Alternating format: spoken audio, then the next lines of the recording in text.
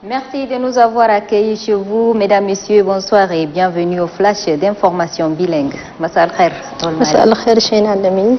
Le maréchal du Tchad, Idriss Déby Itno, président de la République, chef de l'État, a accordé ce matin une audience au ministre congolais des Affaires étrangères, de la coopération et des Congolais de l'étranger, M. Jean-Claude Gakosso. Il est porteur d'un message de son président Denis Sassou Nguesso à son homologue tchadien. Brazzaville, la capitale congolaise, abritera vers la fin de ce mois d'octobre les festivités commémorant le 80e anniversaire de l'appel historique du général de Gaulle. Le président congolais invite officiellement le maréchal du Tchad, Idriss Déby Itno, à honorer de sa présence cette commémoration. Le ministère de l'Administration du territoire et des collectivités autonomes organise en collaboration avec le Programme des Nations Unies pour le développement PNUD un atelier relatif à la Journée internationale de réduction des risques des catastrophes. Cette rencontre regroupe les différents acteurs. Placé sous le thème la gouvernance des risques des catastrophes, le Tchad entend à travers ce thème promouvoir une culture de sensibilisation et de la prévention aux effets des catastrophes dans notre pays. Pour l'économiste du PNUD, Daniel Betumkom, le PNUD est disposé à accompagner le Tchad dans ses actions de lutte contre les catastrophes, les risques liés aux catastrophes. Le 15 novembre prochain, le monde entier célébrera la Journée internationale du souvenir des victimes des accidents de circulation.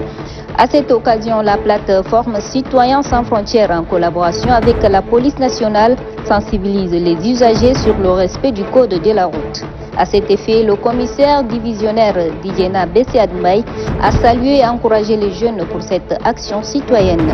Le secrétaire général de la plateforme a quant à lui signifié que cette sensibilisation permettra de réduire les risques d'accidents liés au non-respect du code de la route et une prise de conscience de la part des usagers de la route. Parlons politique, les travaux du 3e congrès ordinaire du Parti pour la République et la démocratie et le développement ARD sont achevés hier soir sur une note de satisfaction pour le bureau politique national sortant, dont la quasi-totalité de ses membres est reconduite.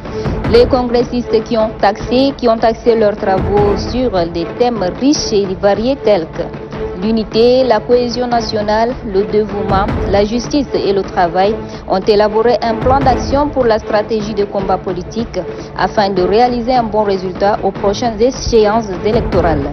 Ils ont aussi fait des recommandations allant dans le sens de l'éducation civique des citoyens et des militants de la défense des idéaux du parti. Voilà, mesdames, messieurs, c'est tout pour ce flash en français. Je vous laisse en compagnie de Fatima Zahra Aboulmali pour la suite en arabe. شكرا الزميلة شيني. المشاهدون الأفاضل أهلا بكم. استقبل صباح اليوم بالقصر الرئاسي رئيس الجمهورية المشير إدريس ديبي إتنو وزير الخارجية والتعاون الكونغولي السيد جان كلود غاغيسو، حاملا معه رسالة خطية من الرئيس الكونغولي دينيس ساسو نغويسو إلى نظيره المشير إدريس ديبي إتنو. الرسالة تتعلق بتعزيز التعاون بين البلدين.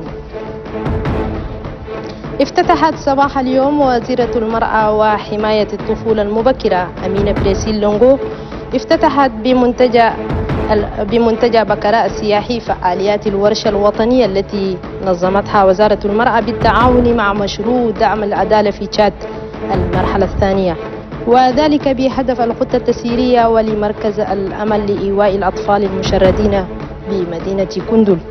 الورشة تناقش مجمل النقاط المتعلقة بحماية حقوق الأطفال.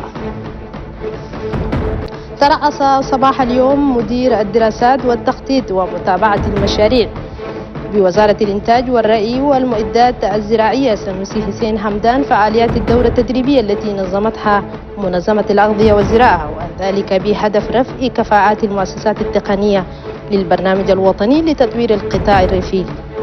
المبادرة جاءت لدعم جهود الحكومة في محاربة المجاعة وتوفير الأمن الغذائي لسكان الريف، خاصة في ظل الأزمة الصحية التي أرقلت المسيرة التنموية وأهداف التنمية المستدامة. بهدف تخفيف البطالة في أوساط الشباب، أطلقت صباح اليوم الهيئة الوطنية لترقية العمل الدورة الثالثة لتدريب أكثر من 80 شابا في مجال توصيل الكهرباء. وقد أشار مدير الهيئة الوطنية لترقية العمل صديق إبراهيم ديكو إلى أن هذه الدورة جاءت لتسهم في خلق فرص العمل، مؤكدا بأن مثل هذه الدورات ستساعد الشباب في تكوين مشاريع تنموية من أجل الاعتماد على الذات. هكذا وصلنا إلى نهاية موجز الأخبار. نشكركم. شكرا لزميلي. شكرا أبو المالك. Très bonne suite de programme sur Téléchat. Au revoir.